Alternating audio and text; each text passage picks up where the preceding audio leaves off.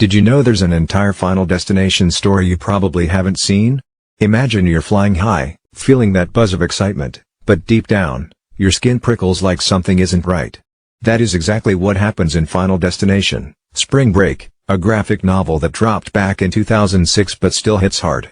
Today, I want to walk you through that story.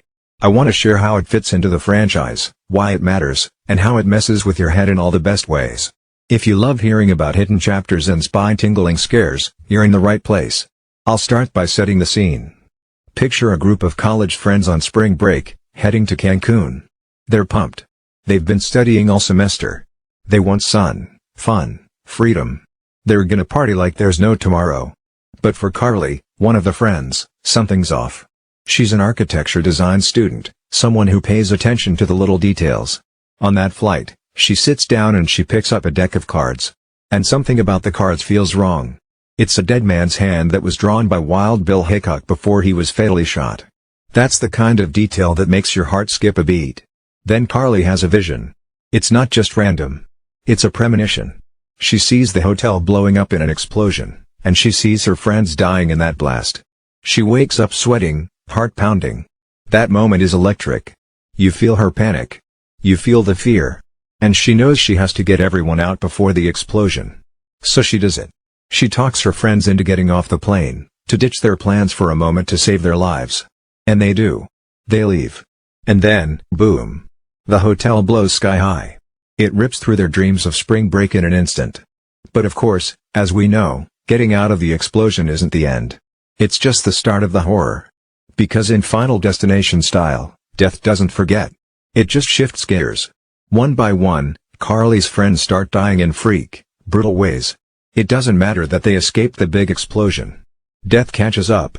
There's this constant dread. At first, it's like, oh, that was a totally random accident. But then, you realize it's not random. Each accident is these carefully crafted scenes that let you see every detail. The hairdryer tipping into the bathtub, the salt shaker pouring out like a cascade of white pellets onto a kitchen counter, the falling elevator cables. They're small moments that turn lethal in an instant, and the graphic novel's art makes them pop off the page so vividly you feel like you're right there with Carly. What's wild is how the graphic novel weaves in Mayan culture. They take us to Chichen Itza, a place of ancient power. Carly meets a shaman, a mysterious god who seems to know more than he lets on. He talks about the Mayan calendar and the vague year, that time when things are off balance.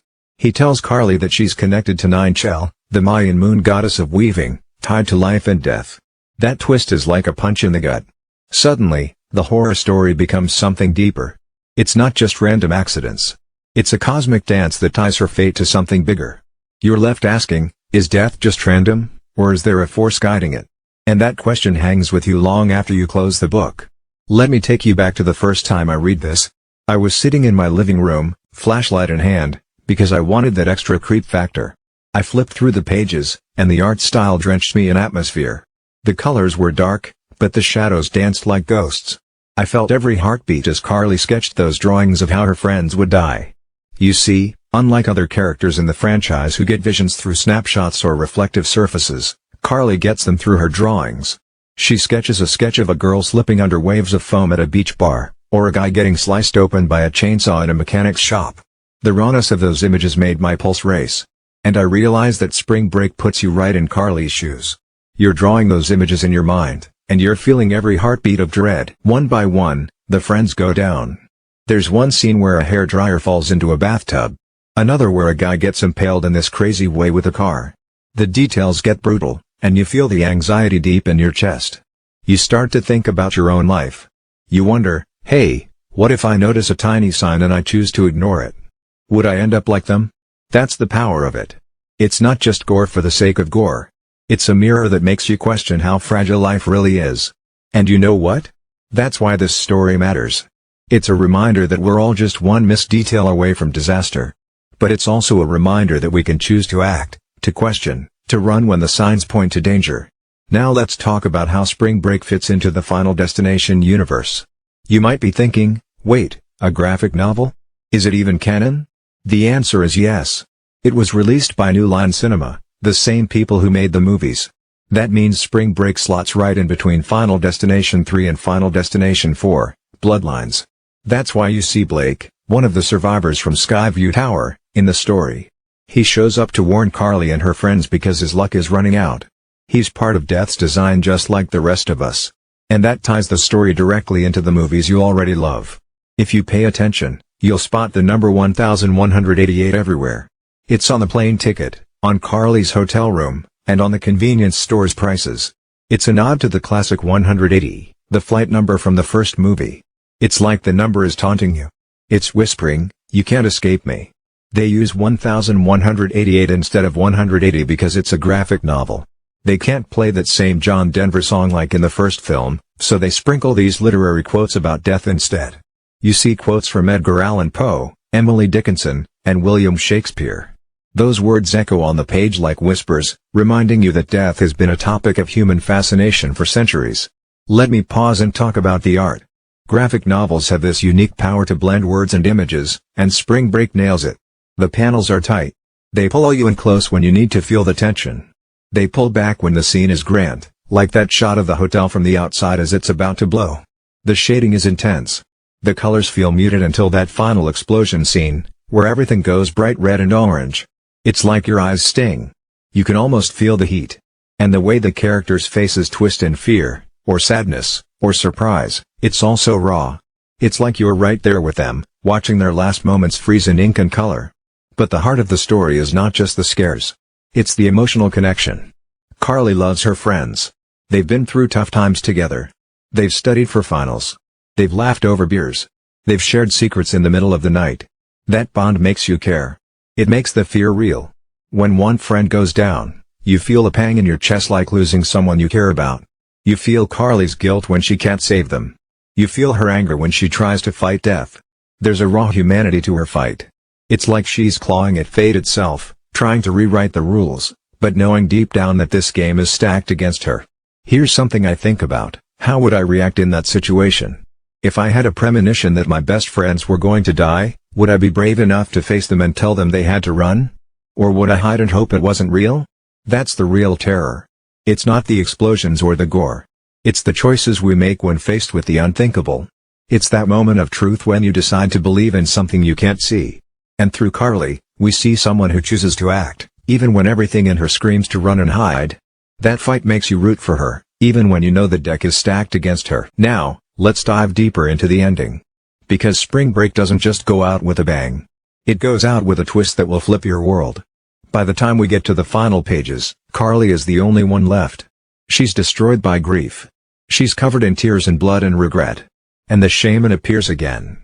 But this time, it's different. He looks at her and whispers, "You are Ninchal." Mind blown, right? She's not just a survivor. She's a goddess in human form, the Mayan moon goddess of weaving. That means she was part of Death's design all along. She was the thread that tied those deaths together. That is a gut punch on a cosmic level. It makes you question everything you've read up to that moment. You flip back through the pages in your mind, looking for clues. You see it in her eyes, in the way she sketches. It's like a puzzle that snaps together in the end. And as hard as it is to accept, it's mesmerizing. It's the kind of twist that lingers with you, even when you put the book down. It makes you think about fate, about whether we control our lives or if something bigger is pulling the strings. And when you realize Carly was Ninchal, you see those earlier scenes in a whole new light. You see how everything was leading to this. It's a revelation that hits you like a tidal wave. I remember reading about how fans reacted. Some people said they felt Carly's fear, others wrote fan art, some whispered theories about hidden clues. That sense of shared discovery is electric. Imagine seeing a strange symbol and your friend says, "That looks like the number 1188 from Spring Break." You get chills, right? That's the joy of being part of a community that digs deep. Also, think about how Spring Break stands out because it explores spirituality. Most of the movies focus on luck and coincidence, but here, you get that Mayan myth layer. It asks you to think beyond the usual. Maybe there really is something larger guiding us. Whether you believe in fate or not, that's a question worth asking. And talking with friends about it can be eye-opening. There's also the question, what makes Spring Break so hard to find? It's not on streaming services. You have to dig up the 5-issue graphic novel. For some of you, that may mean hunting down old comic shops or tracking down digital scans. When you finally find it, it feels like you uncovered a treasure. And the story rewards that hunt. Then, When you share it with someone else, you're passing on that treasure map. Beyond the horror, Spring Break reminds us of the power of friendship. Carly's feelings for her friends are raw. She draws them when they're at their best, laughing, carefree, weaving around a bonfire at night. Each time one disappears, she sketches their last moments, like she's trying to hold on to their memory with every line. When I think of that, it hurts. It reminds me to cherish the people I love, to call that friend you haven't spoken to in a while, to tell someone you care.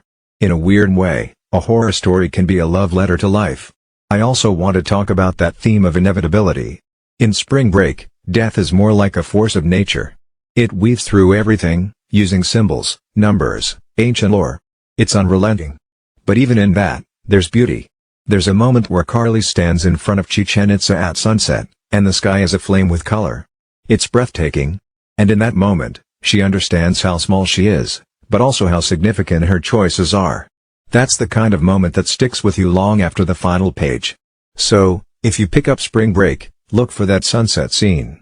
Feel that sadness and awe wash over you. That's the point. Horror isn't just gore and screams. It's about confronting our fears, feeling them, then choosing how we move forward. And if any of you have already read it, hit the comments section and share the moment that got you the most. Tell me the part that made you pause, the part that made you think, wow, this is different. Let's build a thread of shared experiences. Let's talk theories about what happens next in the cycle of death's design. Before I go any further, let me ask you a question. Have you ever had a moment in real life where you got a weird feeling, like something was off? Maybe you almost missed a flight because you checked your bag twice. Maybe you saw a ladder that looked unsafe and stepped around it, only to hear it crash seconds later. These things happen to us all the time. We've all dodged bullets we didn't even see. But what if there was more to it?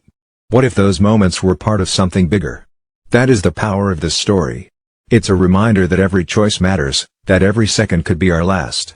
Alright, let me bring it home with how this ties to the bigger community.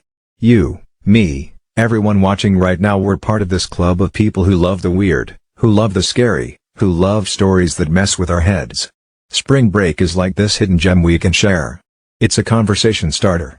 When I first read it, I ran to my friends and said, "Dude, did you know this even exists?" And we spent hours dissecting every scene, every shadow, every quote from Edgar Allan Poe. We felt like we discovered a secret handshake. That sense of belonging, that rush of finding something new, that's why we do this. If you're already a part of this fam, hit that like button right now. It helps spread the word. If you're new here, do me a huge favor and subscribe. We dive into stories like this all the time. We analyze every twist, we celebrate every scare, and we build a crew that's not afraid of the dark. Also, ring that notification bell so you never miss a dive into something wild. And hey, share this video with a friend who loves horror or graphic novels or just needs to feel that electric rush. We're all in this together. To wrap up, Final Destination, Spring Break is more than a side story. It's a pulse-pounding, heart-wrenching ride that asks us to look at death in a new way. It asks us to see the signs, to trust our instincts, and to remember that we're all connected, woven into the same tapestry of life and death. Carly's journey is brutal, but it's also a reminder of how precious our moments are. So, next time you feel that chill, that knowing feeling, maybe listen to it. Maybe share it. And maybe, just maybe, you'll see something from a whole new angle. Thanks for hanging with me. Thanks for being part of this community. I can't wait to read your comments, to hear your stories, and to keep exploring these hidden corners of our favorite franchises. Stay safe, stay curious, and keep your eyes open for the signs. I'll see you in the next video.